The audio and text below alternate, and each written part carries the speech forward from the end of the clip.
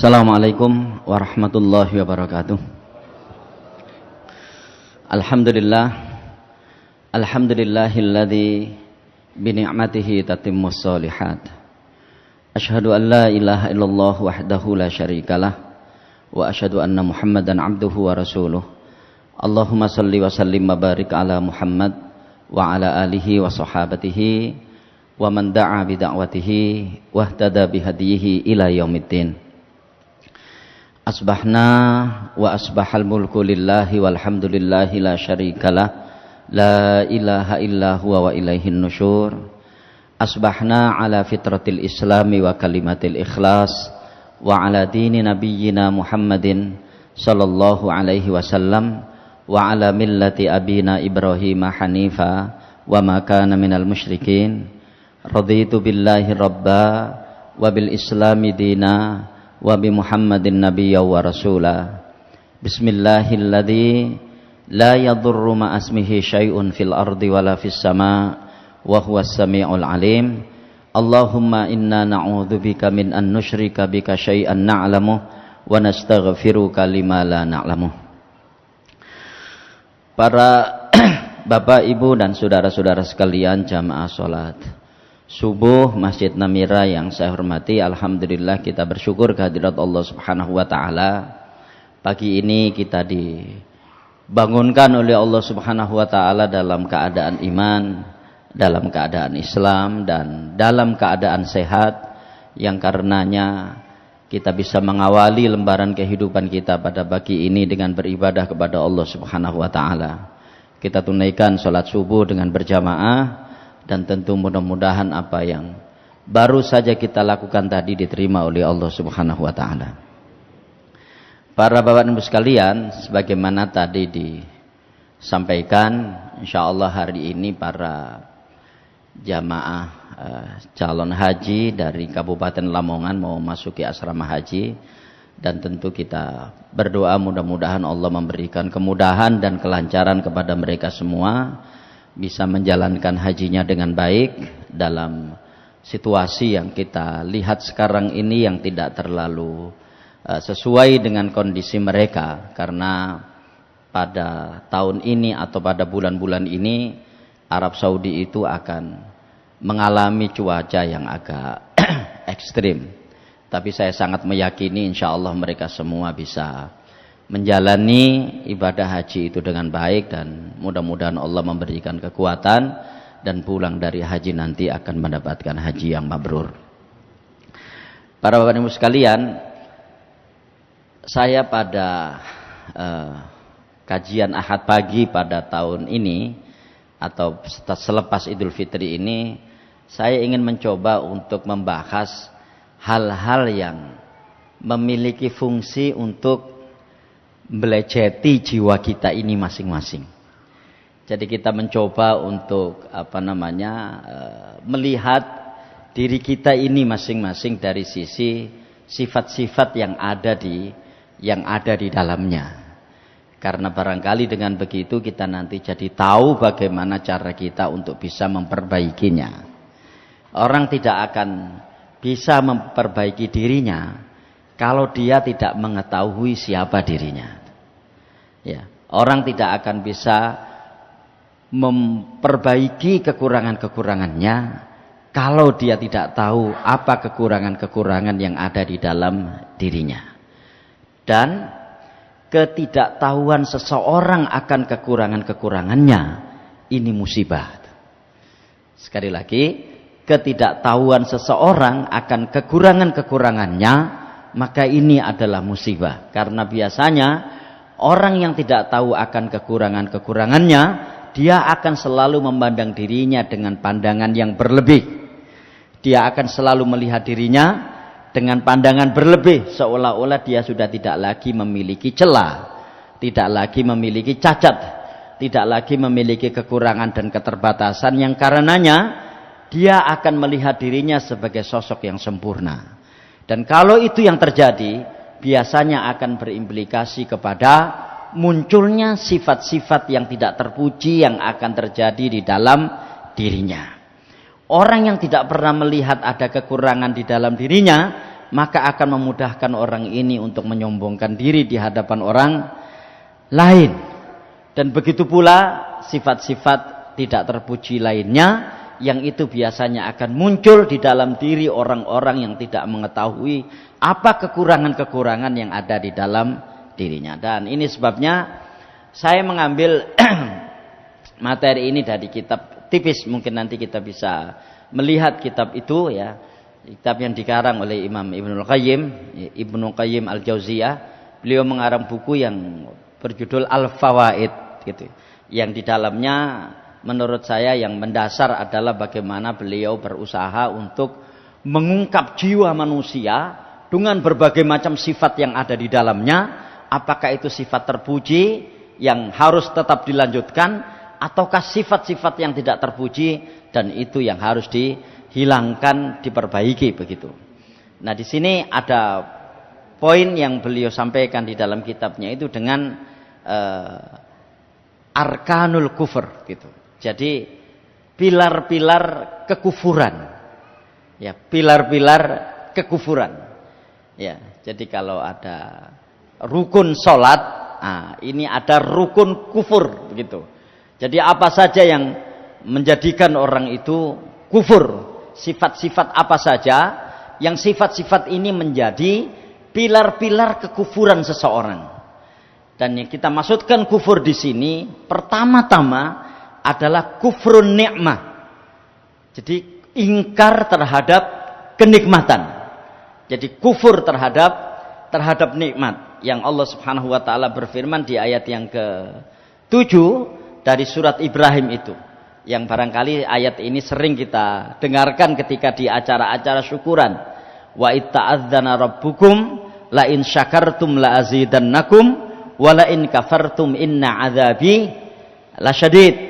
Ya, dan ingatlah ketika Tuhanmu mengumumkan la in syakartum la azidannakum, jika kalian syukur maka akan aku tambah nikmat-nikmatku kepada kalian, wala in kafartum, dan jika kalian kufur, ya sekalian, jika kalian kufur, inna adzabi lasyadid, maka sesungguhnya siksaku itu sangat pedih. Bapak sekalian, wala in kafartum inna adzabi lasyadid, jika kalian kufur ya maka sesungguhnya siksaku itu sangat pedih. Maksudnya di sini bukan sekedar dia tidak berterima kasih kepada nikmat yang diberikan oleh Allah Subhanahu wa taala kepada dirinya, tapi ya lebih jauh dari itu, nikmat-nikmat Allah Subhanahu wa taala yang mestinya itu menjadi sebuah bekal bagi dia untuk mendekatkan diri kepada Allah Subhanahu wa taala, nikmat-nikmat itu malah digunakan untuk menjauhkan dirinya dari Allah Subhanahu wa taala dengan praktek-praktek sifat yang sifat-sifat itu menjadikan dia jauh dari Allah Subhanahu wa taala. Nah, Bapak sekalian, kalau kita lihat nikmat-nikmat Allah yang diberikan kepada kita ini, harusnya kan nikmat itu akan semakin menjadikan kita ini mudah di dalam menjalankan ibadah kepada Allah Subhanahu wa taala.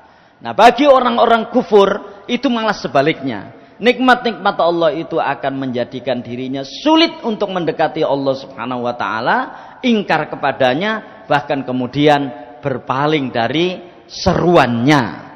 Nah, ini yang tidak boleh terjadi. Nah, karena itulah maka di dalam bab ini ya ada pembahasan yang sangat menarik menurut saya sebagai cara kita untuk melakukan introspeksi, nanti kira-kira posisi jiwa kita itu ada di mana itu. Baik. Bisa ya.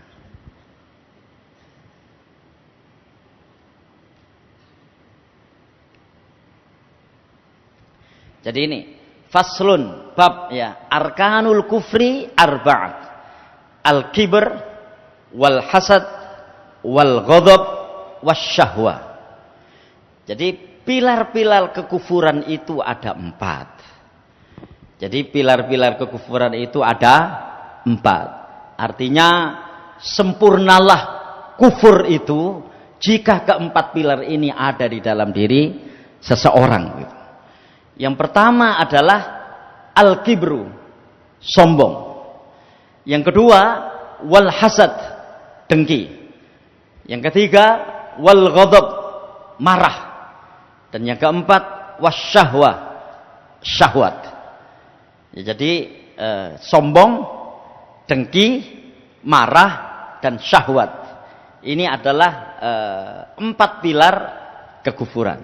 Nah, coba kita lihat satu persatu di sini, ya. Fal kibru yanma'uhul inqiyad. Ini kata pengarang buku tersebut, gitu ya. Fal kibru yamna'uhu al-inqiyad. Maka sombong itu akan menghalangi seseorang dari ketundukan.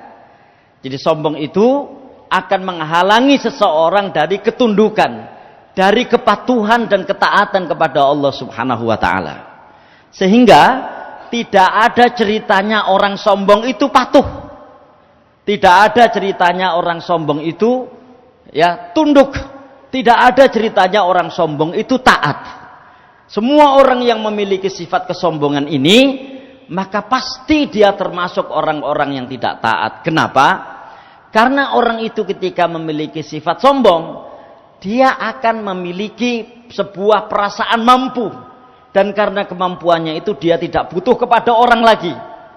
Bahkan kemudian ketidakbutuhannya kepada orang itu ditingkatkan dengan ketidakbutuhannya kepada Allah Subhanahu wa taala. Dan Bapak Ibu sekalian, ada kecenderungan di dalam diri manusia itu. Nah, ini saya kira mari kita lihat diri kita masing-masing.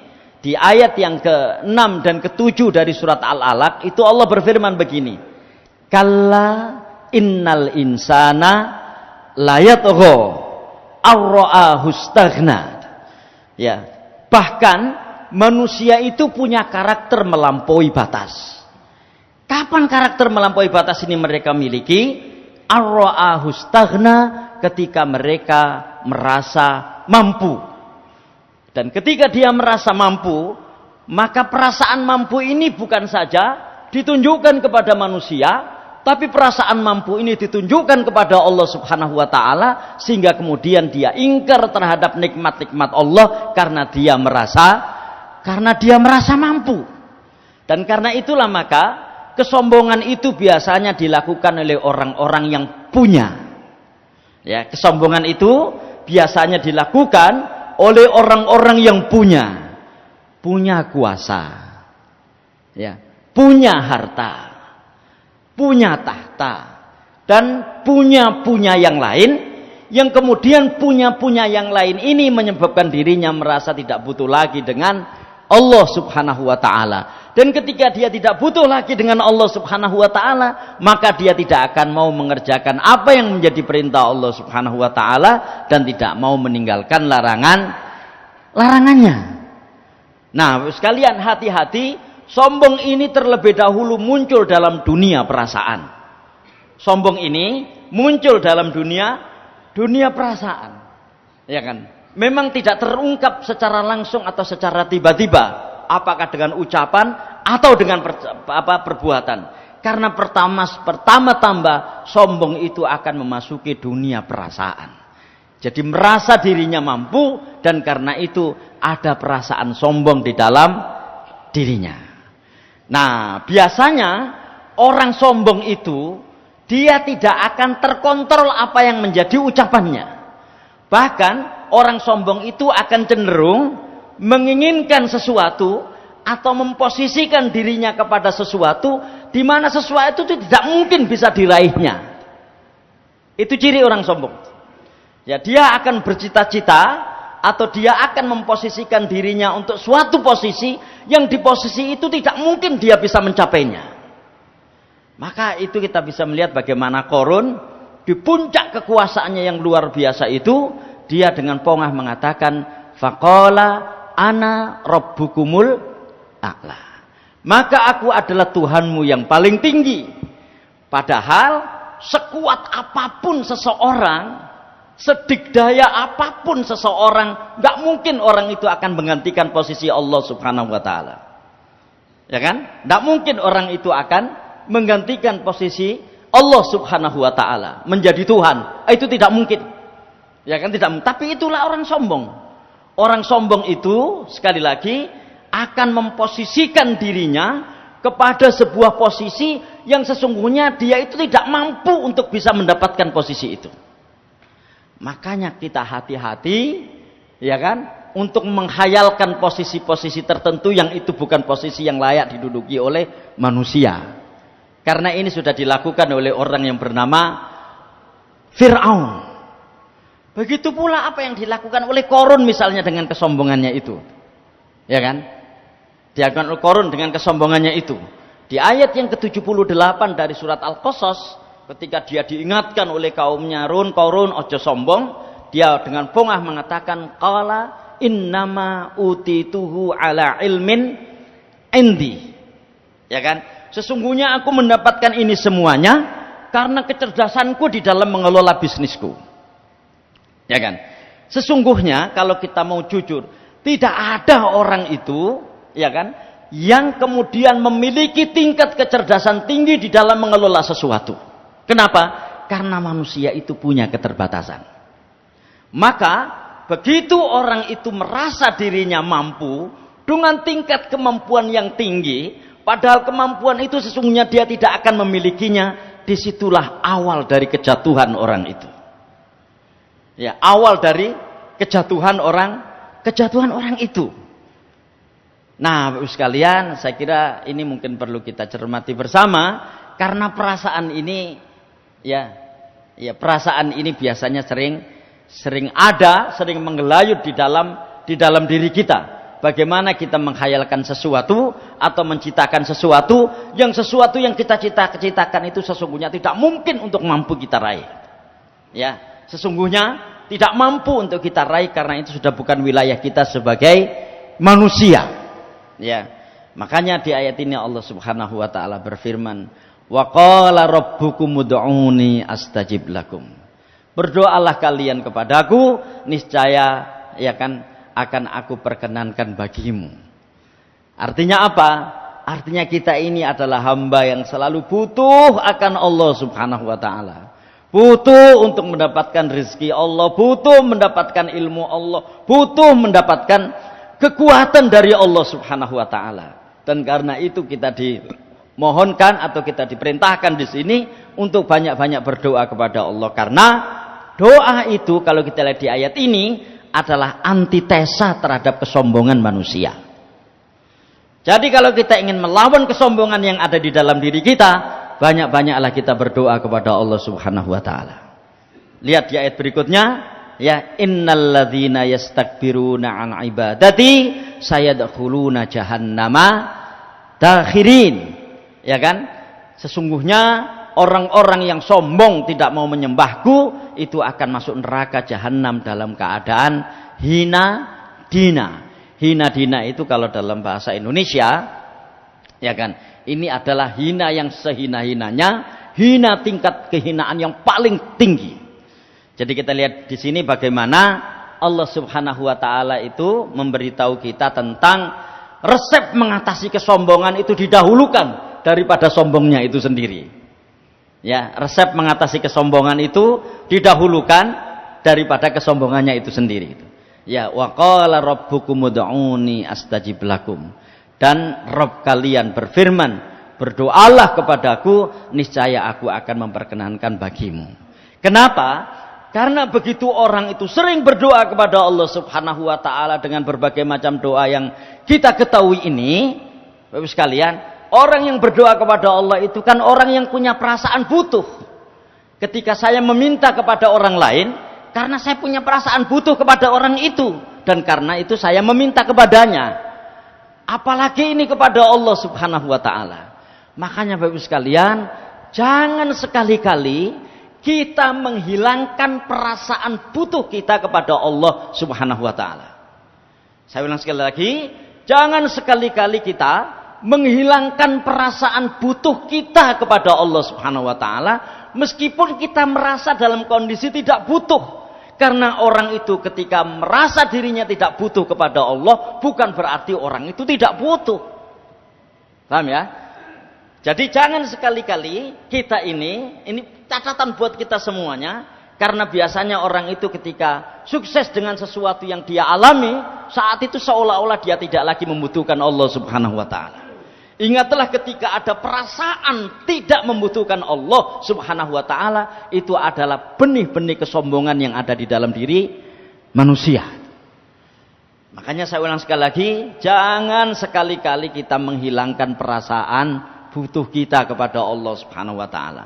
Teruslah perasaan butuh itu bersemayam di dalam dada kita, dan karenanya kemudian kita terus-menerus berdoa dan memohon kepada Allah Subhanahu wa taala. Dan ini sebabnya kenapa di dalam ibadah-ibadah besar seperti sholat, ya kan, perasaan tidak butuh kepada Allah itu dimatikan dengan berbagai macam aktivitas yang ada di dalam sholat itu. Contoh, ketika sholat, ya kan, kita mesti membaca surat Al-Fatihah minimal 17 kali sehari semalam untuk sholat wajib. Dan karenanya di surat Al-Fatihah itu kita selalu mengatakan iyyaka na'budu wa iyyaka nasta'in. Ya, hanya kepadamu ya Allah kami beribadah, dan hanya kepadamu kami memohon pertolongan. Itu kan kita ucapkan secara terus-menerus. Ya kan? Apakah di dalam sholat kita, atau bahkan di luar sholat kita, atau di sholat-sholat sunnah kita. Iyyaka na'budu wa iyyaka nasta'in. Itu artinya tidak ada sedetik pun di dalam kehidupan manusia itu yang tidak butuh pertolongan Allah Subhanahu wa taala. Sekali lagi, tidak ada sedetik pun dalam kehidupan manusia itu yang tidak butuh pertolongan Allah Subhanahu wa taala. Nah, Bapak sekalian, perasaan tidak butuh kepada Allah ini bisa melanda siapa saja. Bahkan bisa melanda ulama, naudzubillah. Bisa melanda ustadz, bisa melanda penceramah. Ketika dia sudah merasa pintar dengan apa yang dia miliki dan seterusnya, dan kemudian dia tidak merasa bahwa dia terus membutuhkan Allah Subhanahu wa taala. Dan itu sebabnya kita perlu belajar kepada para malaikat di ayat yang ke-133 dari surat Al-Baqarah, ya kan? Di situ malaikat itu mengatakan kepada Allah Subhanahu wa taala, subhanaka la ilma lana illa ma alam tanah, maha suci engkau ya Allah. Tidak ada ilmu bagi kami kecuali jika engkau berkenan menganugerahkan ilmu itu kepada kami. Doa ini sesungguhnya menginspirasi satu hal, bahwa makhluk apapun dia namanya itu tidak pernah tidak membutuhkan Allah Subhanahu wa taala. Selalu membutuhkan Allah Subhanahu wa taala. Nabi sekalian, perasaan selalu butuh akan pertolongan Allah Subhanahu wa taala, inilah yang akan menghindarkan diri kita insyaallah dari berbagai macam bentuk kesombongan. Ya. Nah, ini coba kita lihat diri kita masing-masing gitu ya. Saya kira dalam bab seperti ini, karena yang tahu diri kita ya diri kita sendiri gitu. Dalam bahasa Jawa itu ada istilah apa ya? Umuk ya.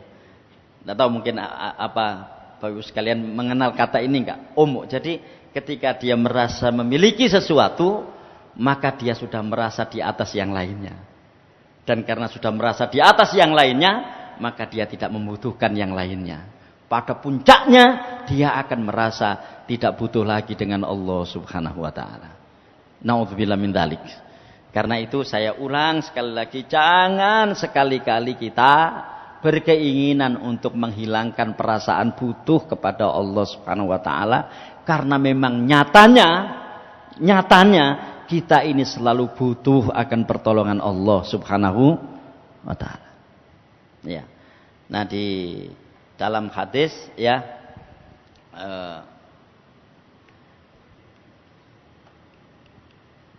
enggak bisa ya. Oh, ini. Baik. Di dalam hadis disebutkan ya, bagaimana bahayanya sifat sombong itu. Ya, Rasulullah SAW bersabda, la yadkhulul jannata man kana fi qalbihi mithqalu dzarratin min kibrin. Tidak akan masuk surga, ya kan, orang yang di dalam hatinya terdapat sebesar biji sawi kesombongan. Jadi biji sawi itu sesuatu yang sangat kecil banget itu. Jadi sekecil apapun sifat sombong itu di dalam diri seseorang, itu akan menyebabkan dirinya tidak akan bisa masuk surga. Ya. Ustaz, kan katanya semua dosa itu bisa diampuni kecuali dosa syirik. Jadi ketika orang itu hadir di hadapan Allah Subhanahu wa taala nanti membawa semua dosa, ya kan? Tapi dia tidak membawa dosa syirik, maka Allah Subhanahu wa taala akan mengampuni mereka dengan kehendaknya. Ya, dengan hak prerogatifnya. Nah, kok di sini ada sombong? Nah, yang saya katakan di awal tadi. Ya. Kenapa? Karena sombong itu berimplikasi meninggalkan ibadah kepada Allah Subhanahu wa taala. Itu sebabnya. Makanya dia tidak akan diampuni ketika orang membawa dosa kesombongan di hadapan Allah Subhanahu wa taala di akhirat nanti. Makanya bunyi ayatnya sangat menakutkan itu. Ya, bunyi hadisnya sangat menakutkan itu. Tidak akan masuk surga bagi orang yang dalam hatinya terdapat sebesar biji sawi kesombongan. Nah, seorang sahabat bertanya gitu, innar rajula yuhibbu an yakuna thawbuhu hasanan wa na'luhu hasanan. Rasul, bagaimana dengan orang yang suka memakai baju dan sandal yang bagus? Jangan memakai baju dan sandal yang bagus itu. Jadi pakaian maksudnya. Apakah itu juga termasuk di dalam kategori kesombongan? Beliau menjawab, innallaha jamilun yuhibbul jamal. Sesungguhnya Allah Subhanahu wa taala itu maha indah dan menyukai keindahan. Maksudnya bukan itu. Ya, itu yang saya katakan tadi, bahwa kesombongan itu masuk ke dunia perasaan terlebih dahulu. Tetapi baju yang kita pakai, sandal yang kita pakai, itu bisa saja menjadi sebab kita ini sombong. Jadi bukan baju dan sandalnya itu yang menyebabkan orang dianggap sombong. Tapi dia akan bisa menjadi sarana, menjadi sebab orang itu sombong. Ketika dia dengan memakai baju itu merasa lebih dari yang lainnya, merasa ya kan dengan baju itu dia akan meremehkan orang lain begitu. Makanya di sini Rasulullah SAW ingin menegaskan kepada kita bukan terletak di baju dan sandalnya itu. Karena ketika orang itu memakai baju bagus, itu jadi indah dirinya dan Allah Subhanahu wa taala itu menyukai keindahan. Maka Rasulullah kemudian segera mendefinisikan sombong itu apa. Ya. Jadi Rasulullah SAW segera mendefinisikan sombong itu apa, dan beliau bersabda, al-kibru batarul haqqi wa ghamtun nas. Sombong itu adalah menolak kebenaran dan meremehkan orang lain. Ya. Lagi-lagi sekalian, saya ingin mengatakan pada kesempatan ini, meremehkan orang lain itu sebelum terungkap lewat ucapan atau perbuatan, biasanya masuk ke dalam perasaan terlebih dahulu. Jadi ada rasa untuk meremehkan orang, tidak terucap, ya, tidak pula teraplikasikan dalam bentuk amal, ada rasa, gitu ya. Dia sih, tapi itu nggak terungkap, tapi sudah muncul di dalam benaknya. Maka kalau itu muncul, segeralah kita beristighfar kepada Allah Subhanahu wa taala. Karena belum tentu orang yang kita remehkan itu lebih jelek dari kita.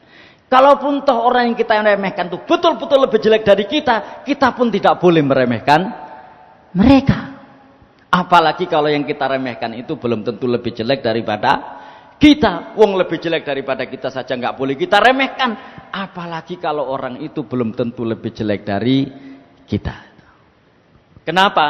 Karena ma'asyiral muslimin Bapak Ibu sekalian, seringkali naudzubillah min dzalik, seringkali ya kita ini dirusak oleh persepsi-persepsi yang salah yang ada di dalam diri kita. Ya, seringkali sekali lagi kita ini dirusak oleh persepsi-persepsi yang salah di dalam diri kita ketika kita melihat orang. Ya, seringkali kita ini dirusak oleh persepsi-persepsi kita ketika kita melihat orang, ketika kita menganggap orang.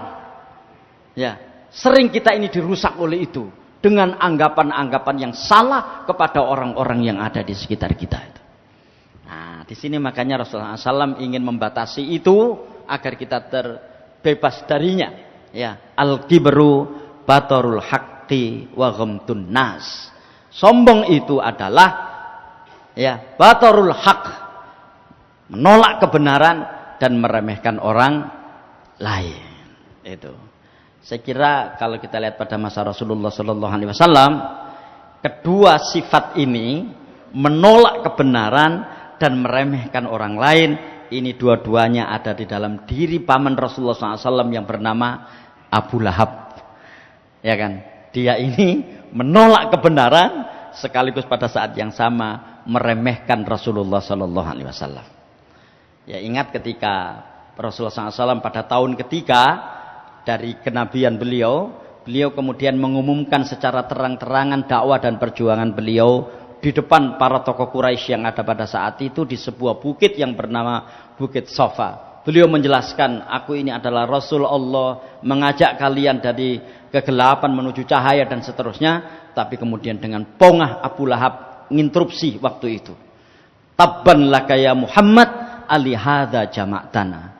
Celaka engkau wahai Muhammad, apakah karena ini saja engkau mengumpulkan kami? Jadi bagaimana sebuah ide besar yang disampaikan Rasulullah SAW, sebuah gagasan besar untuk menyelamatkan manusia yang disampaikan Rasulullah SAW, ternyata Abu Lahab dengan meremehkan hanya mengatakan, celaka engkau wahai Muhammad, apakah karena ini saja engkau mengumpulkan kami? Jadi dua-duanya menyatu sifat ini, menolak kebenaran dan meremehkan orang lain. Ya, itu yang pertama sekalian. Pilar yang kedua adalah dengki. Nah, beliau Ibnu Qayyim mengatakan di dalam bukunya itu, wal hasadu yamna'uhu qabulun nasihah. Dan hasad itu atau dengki itu menghalangi seseorang untuk menerima nasihat. Ayo sekalian, kelihatannya kan remeh kan? Tidak mau menerima nasihat. Ya, remeh kan? Jadi ku lho gak gelem dituturi. Kelihatannya remeh. Tapi tahukah kita bahwa gak gelem dituturi itu cirinya orang kafir? Gak gelem dituturi itu, gak mau dinasehati itu cirinya orang kafir. Lihat itu di ayat yang ke-6 dan ke-7 dari surat Al-Baqarah. Innal ladzina kafaru sawaun 'alaihim a andartahum am lam tunzirhum la yu'minun. Sesungguhnya ya, orang-orang kafir itu Muhammad, engkau beri peringatan, tidak engkau beri peringatan, kontuturi, gak kontuturi, ku podo wae orang-orang kafir itu. La yu'minun, mereka tidak akan mau beriman. Kenapa? Karena khatamallahu ala qulubihim wa ala sam'ihim wa ala absarihim ghisyawatun walahum adzabun adzim. Coba bayangkan bagaimana karakteristik orang yang tidak mau dituturi itu. Orang yang tidak mau dinasehati itu karakternya adalah Allah telah menutup mata mereka. Allah telah menutup telinga mereka. Allah telah menutup hati-hati mereka. Coba bayangkan sampai seperti itu. Jadi ya, tidak mau menerima nasihat itu bukan sifat yang remeh. Ini sifat yang berat. Ya. Dan sifat itu merupakan implikasi ketika orang itu memiliki sifat dengki. Nah, sekalian, kita lihat ini hadisnya Abu Dawud itu. Iya. Ini mungkin sering kita dengarkan hadis ini di ceramah-ceramah dan seterusnya. Iyyakum wal hasada fa innal hasada ya'kulul hasanati kama ta'kulun narul hatabat. Jauhilah olehmu sifat dengki atau sifat hasad, karena hasad itu menghabiskan pahala kebaikan sebagaimana api yang memakan kayu bakar. Jadi kita bisa bayangkan bagaimana ketika ada kayu bakar yang kering itu, kemudian ada api di sana, maka ya lenyaplah kayu bakar itu, musnahlah kayu bakar itu, ya menjadi abu. Itulah gambaran orang-orang yang dengki, yang kedengkiannya itu akan menghabisi semua kebaikan yang ada di dalam dirinya. Nah, sekalian, ada seorang ulama yang bernama Ibnu Rajab Al-Hambali itu. Dia mengarang buku Jami'ul Ulum wal Hikam. Ya. Itu dia mengatakan ada 4 model dengki itu. Ya. Yang keempatnya ini nanti kita akan tahu mana dengki yang dibolehkan. Ya. Loh, ono Ustaz dengki yang dibolehkan. Ada hasad yang dibolehkan. Ada. Pertama, ya, orang yang dengki atau hasad kepada seseorang yang kemudian karena hasadnya itu dia menginginkan nikmat itu hilang dari orang itu. Dan bahkan kemudian dia berusaha untuk mendowngrade orang itu agar nikmat itu hilang dari dalam dirinya. Ya, ya misalnya naudzubillah min dzalik, ada orang yang dengki kepada orang lain karena orang itu mendapatkan sesuatu yang dia tidak mendapatkannya. Maka dia kemudian menginginkan apa yang didapat orang itu hilang, atau apa yang didapat orang itu tidak memiliki kegunaan lagi. Makanya biasanya orang seperti ini akan diawali dengan perkataan begini, ngono ya kok masih aku ya iso. Itu pintu masuk itu. Ya, sampai kemudian dia menginginkan apa carane yo, apa yang dia dapat itu hilang. Semoga-moga nang tabrakan misalnya itu. Sehingga sepeda motor yang baru dia beli itu hilang.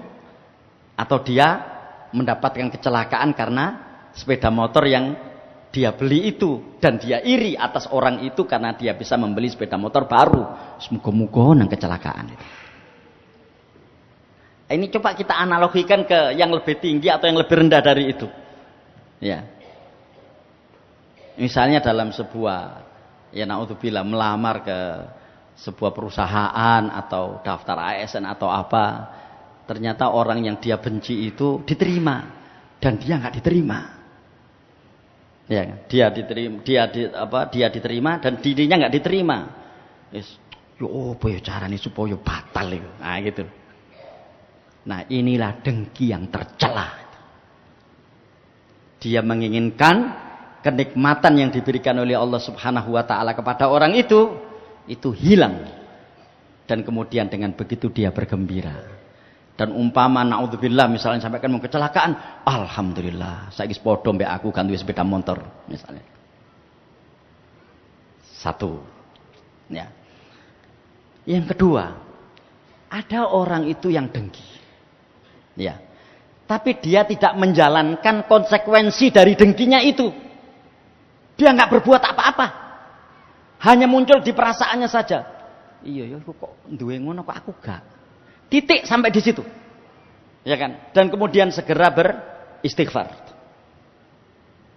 Kata Imam Hasan Al-Basri, dengki seperti ini masih dibolehkan. Tapi kata beliau, jangan kita merekayasa untuk memiliki dengki seperti ini. Karena kalau kita merekayasa untuk memiliki dengki seperti ini, biasanya akan berlanjut kepada dengki yang pertama tadi. Astagfirullah. Selesaikan itu dan kita tidak memiliki sifat dengki lagi. Kan sering kan muncul begitu kan, secara sepintas begitu. Iya kok cepet tidak duwe-duwe akeh. Misalnya gitu. Sudah, titik sampai di situ, kita tidak melakukan apa-apa, ya kan? Untuk mendowngrade orang itu atau menjelek-jelekan orang itu dengki yang dibolehkan kata Imam Hasan Al-Basri. Cuma beliau mengatakan, jangan kita merekayasa diri kita untuk kemudian men-setting diri kita untuk kemudian memiliki sifat dengki seperti itu. Anggap saja itu sebagai sebuah spontanitas dan kita tidak ingin mengulanginya lagi. Satu. Yang kedua. Yang ketiga, ada dengki itu yang hasad itu ya. Yang orang ini menginginkan agar dia mendapatkan kenikmatan sebagaimana yang dimiliki orang itu tanpa menghilangkan kenikmatan yang dimiliki orang itu. Ya, jadi misalnya pada masa Qarun itu ketika dia keluar dengan pakaian kebanggaannya, kendaraan kebanggaannya dan seterusnya, orang itu ada yang mengatakan begini, ya laitalana mithla Qarun gitu. Oh, seandainya aku bisa memiliki itu seperti Qarun. Ya. Jadi misalnya ada orang, ya, kemudian dia mendapatkan sesuatu yang kita tidak memilikinya, kemudian kita ada perasaan, wah umpama aku kok duwe ngono ya.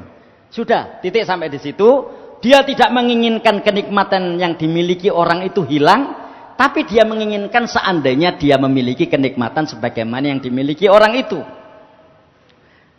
Kata Imam Ibnu Rajab itu dibagi dua. Ya, dibagi dua. Yang pertama, ada yang masalah keduniaan. Ya, ada yang masalah keduniaan. Nah, kalau yang masalah keduniaan seperti ini, sekalian, kalau yang masalah keduniaan seperti ini, itu tidak ada masalah sepanjang hanya titik sampai di situ. Tidak apa-apa kan kita mencita-citakan sesuatu yang dimiliki orang lain. Tapi hanya titik sampai di situ dan kita tidak meneruskannya dengan yang lain-lainnya.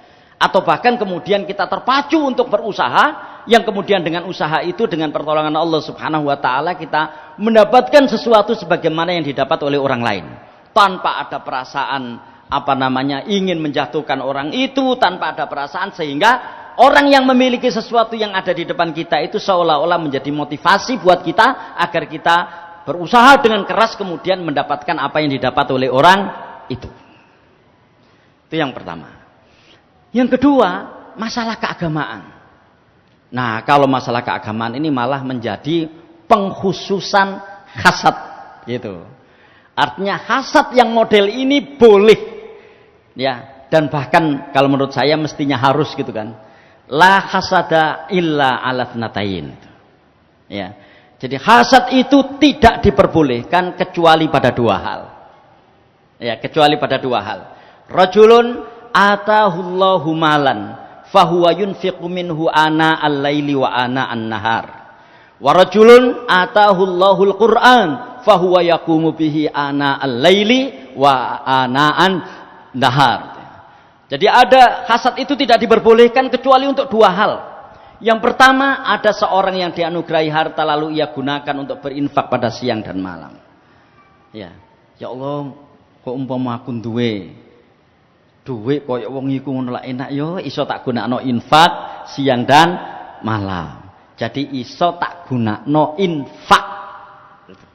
Nah, ini hasad yang seperti ini boleh. Atau ya, orang yang dianugerahi Allah Subhanahu wa Ta'ala Al-Qur'an, bisa membaca Al-Qur'an dengan baik, hafid Qur'an. Terus kita iri, ya Allah, kok umpama aku iso koyo ngono lak enak yo, sehingga aku bisa membaca Al-Qur'an itu siang dan malam. Nah, sekalian, nun sewu, mohon maaf, seringkali kita nggak melakukan hasad seperti ini. Bahkan seringkali kita mencari pembenaran terhadap kelemahan kita yang tidak bisa melakukan ini. Yo pantes dek hafid Quran dek anak kiai, misalnya. Yo pantes dek hafid Quran dek nuk madrasah dan seterusnya sekolah. Aku lu sak jam gak tahu mangan bangku madrasah misalnya. Ya kan? Jadi malah membenarkan ketidakberdayaannya, bukan malah bercita-cita untuk bagaimana bisa meraihnya. Makanya Bapak sekalian, meskipun hasad ini dibolehkan, yang melakukannya itu nggak banyak. Ya, yang memiliki hasad seperti ini itu nggak banyak. Yang banyak yang pertama tadi itu, ya kan? Sekali lagi, meskipun dua bentuk hasad ini dibolehkan, yang melakukannya nggak banyak. Naudzubillah, barangkali mungkin termasuk kita juga tidak melakukannya itu. Nah, ini yang dibolehkan. Sudah ya, yang nomor 3. Jadi hasad yang nomor 3 adalah hasad ya, yang dia menginginkan apa yang diraih orang lain itu bisa dia dapatkan, tanpa dia mendowngrade orang itu, tanpa dia menjelek-jelekan orang itu. Yang ketiga. Yang keempat, Imam Ibn Rajab Al-Hambali menyebut model hasad yang keempat ini yang paling tinggi nilainya, yaitu ketika orang itu ya melihat orang lain mendapatkan kenikmatan, pertama-tama yang dia benahi itu dirinya. Ya, pertama-tama yang dia benahi itu dirinya, agar jangan sampai muncul keinginan-keinginan jelek kepada orang yang mendapatkan kenikmatan itu. Satu. Yang kedua, dia berusaha sekuat tenaga untuk menghapus kemungkinan terjadinya suudzon kepada orang itu. Bahkan dia berusaha untuk mencari ruang yang seluas-luasnya agar dia tetap husnudzon kepada orang itu. Ya. Apa contohnya misalnya? Contohnya, ya mohon maaf ini ASN saya pakai contoh ya, mohon maaf. Ini kan sama ini, golongannya sama. Saya ya 4A atau 4B, dia juga 4A 4B juga. Tempatnya juga sama, di tempat-tempat yang kering misalnya itu. Di sebuah tempat yang kering yang dia tidak banyak bisa beroperasi misalnya itu. Loh kok tiba-tiba dia dapat banyak seperti itu? Pertama-tama dia bersihkan ini hatinya. Ojo sampai aku, ya kan, ada keinginan-keinginan jelek pada orang itu. Terus yang kedua, dia tetap harus membuka ruang husnudzon kepada orang itu. Dan menghapus sebisa mungkin kemungkinan suudzon. Kalau kemungkinan suudzon itu, mesti korupsi itu. Itu kemungkinan suudzon, padahal kita nggak tahu. Wong korupsi itu bukan dia yang menetapkan kok. Misalnya. Ya. Nah, sekalian, mungkin dengan cara apa dia menutup pintu suudzon dan memperluas suudzon itu, oh mungkin bapak nih sugih terus oleh warisan. Tenangkan hati ini. Daripada kita mengatakan, oh itu oleh nyolong itu. Ketika kita mengatakan, iku oleh nyolong itu hati kita sendiri sedang sakit sesungguhnya. Bedakan kemudian, bapak nih sugih paling itu. Terus oleh warisan. Selesaikan kita sampai di situ. Karena kalau kita nyolong itu, muncul nanti, ya sapa ya sing kena ditakoni nyolong ndi? Kan gitu kan? Hati-hati Bapak sekalian. Mungkin saya dan kita semua mungkin masih sulit mendapatkan yang nomor 4 ini, tapi mari kita berusaha gitu. Inilah hasad yang paling tinggi. Ya, yang di dalam dunia yang sekarang ini kita hidup, kita pasti akan mengalaminya. Dunia ini penuh dengan persaingan. Dan di antara implikasi negatif dari persaingan itu adalah gampangnya, mudahnya orang itu memiliki sifat dengki. Sekali lagi, ya, implikasi atau akibat dari sebuah persaingan itu adalah betapa mudahnya orang itu akan memiliki sifat dengki. Ya kan?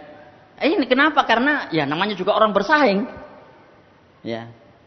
Makanya seringkali bersaing secara sehat itu lebih mudah diceramahkan daripada dilakoni itu. Ya.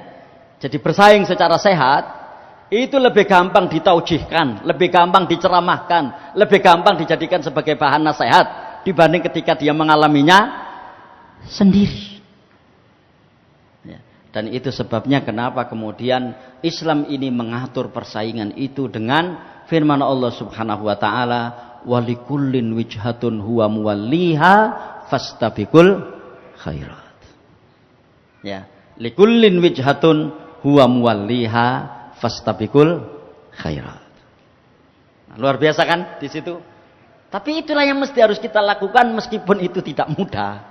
Karena ketika orang itu fastabiqul khairat, dia akan berusaha sekuat tenaga untuk memproduksi kebaikan yang sebanyak-banyaknya tanpa dia memiliki sifat iri kepada orang-orang yang ada di sekitarnya. Bahkan yang nomor 2 tadi itu, dia berusaha menjadikan orang-orang yang ada di sekitarnya itu menjadi motivasi bagi dia untuk melakukan pekerjaan yang lebih baik daripada sebelumnya. Ya kan? Kan itu mestinya. Jadikanlah orang-orang yang ada di sekitar kita ini menjadi motivasi buat kita untuk melakukan perbuatan yang lebih baik. Ya, dan karena itulah sampai di kalangan para ulama itu begini itu. Jadi kalau dia umurnya itu lebih ketika dia menjumpai yang lebih muda, ya, dia akan mengatakan, iya dosa luwih akeh timbangane arek iku. Kenapa? Karena rentang waktu kehidupan di dunia saya lebih panjang daripada dia. Ya. Tapi ketika dia muda dan berhadapan dengan orang tua, wah, kelihatannya kebaikan saya ini masih sedikit dibandingkan bapak ini. Karena bapak ini telah hidup dalam waktu yang lebih lama daripada saya. Cuma kadang-kadang memiliki sifat seperti itu tidak mudah. Kon niku sik nomor apa? Ya kan?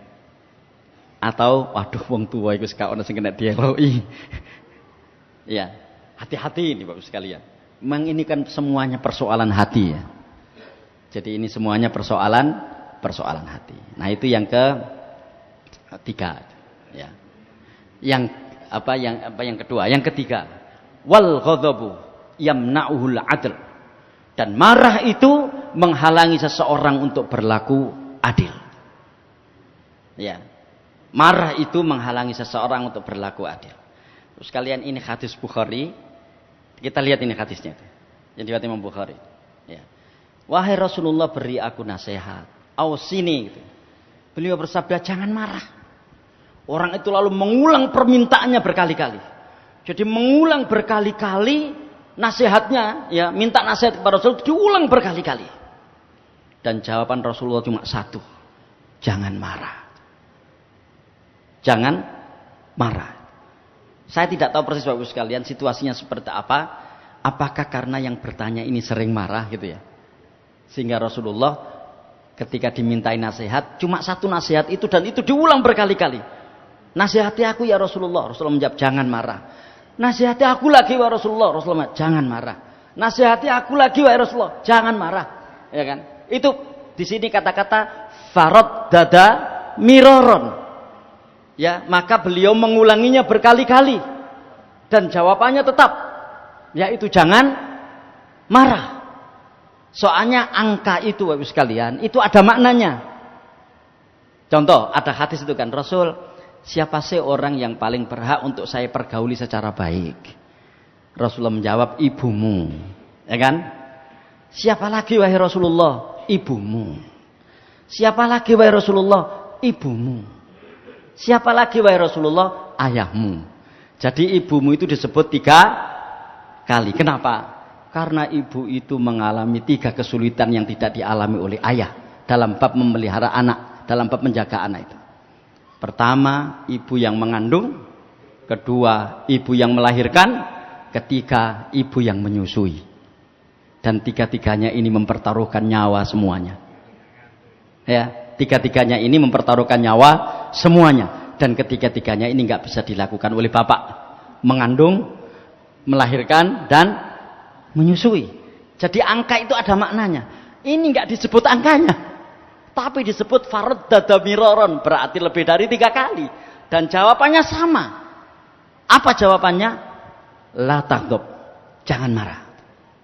Nah, ternyata ada penjelasan di hadis berikutnya ini. Gitu ya. Ini diriwayatkan Imam Ahmad. Memang demikianlah hadis itu saling menjelaskan satu dengan yang lain. Wahai Rasulullah, nasihati aku. Beliau bersabda, jangan marah. Orang itu berkata, lalu aku berpikir saat Nabi bersabda seperti itu, ternyata memang marah itu mengumpulkan seluruh keburukan. Jadi muring-muring itu ya mengumpulkan semua bentuk keburukan. Kenapa? Karena ketika orang itu marah, dia tidak bisa lagi mengontrol kata-katanya, juga tidak bisa lagi mengontrol amal perbuatannya, yang karenanya pasti akan berakibat kepada tindakan-tindakan yang di luar kendalinya. Dan ketika tindakan-tindakan itu di luar kendalinya, itulah sesungguhnya keburukan yang banyak yang akan dia lakukan. Ya, jadi lihat ya bagaimana marah ini bisa menjadi pilar atau unsur dari orang itu berbuat kufrun nikmah. Yang keempat, wasyahwatu tamna'uhu tafarruhu li'ibadah. Dan syahwat itu menghalangi seseorang untuk konsentrasi dalam ibadah. Jadi, tidak ada ceritanya orang yang mengumbar syahwatnya itu kemudian rajin beribadah. Ya kan? Jadi misalnya orang itu mengumbar syahwatnya, tapi kok dia rajin ke masjid ya? Itu nggak mungkin. Itu nggak mungkin. Makanya di sini Rasul bersabda, inna mimma akhsha alaikum syahawatil ghai fi butunikum wa furujikum wa mudhillatil fitan. Sesungguhnya di antara yang aku takutkan atas kalian adalah syahwat-syahwat keji pada perut-perut dan kemaluan-kemaluan kalian, serta fitnah-fitnah yang menyesatkan. Jadi kalau kita lihat di sini, unsur syahwat itu di situ, di perut dan di kemaluan. Ya. Nah, di sini Rasulullah SAW bersabda, menyebut syahwat perut atau syahwat kemaluan itu tidak dengan dhamir mufrad, satu syahwat, tetapi syahawatil ghai, syahwat-syahwat keji. Artinya di dalam perut itu ada berbagai macam syahwat. Di dalam kemaluan itu juga ada berbagai macam syahwat. Yang syahwat-syahwat itu akan menyebabkan orang hilang konsentrasinya di dalam beribadah kepada Allah Subhanahu wa taala. Ya, sudahlah orang ketika kepingin dalam kehidupannya itu selalu ingin memenuhi syahwat perutnya, maka pasti orang ini akan sulit untuk diajak konsentrasi dalam beribadah. Apalagi kemudian syahwat-syahwat kemaluannya, yang karena syahwat-syahwat itu memungkinkan dia untuk melakukan dosa-dosa, yang dosa-dosa itu akan menjauhkan dirinya dari Allah Subhanahu wa ta'ala. Assalamualaikum warahmatullahi wabarakatuh.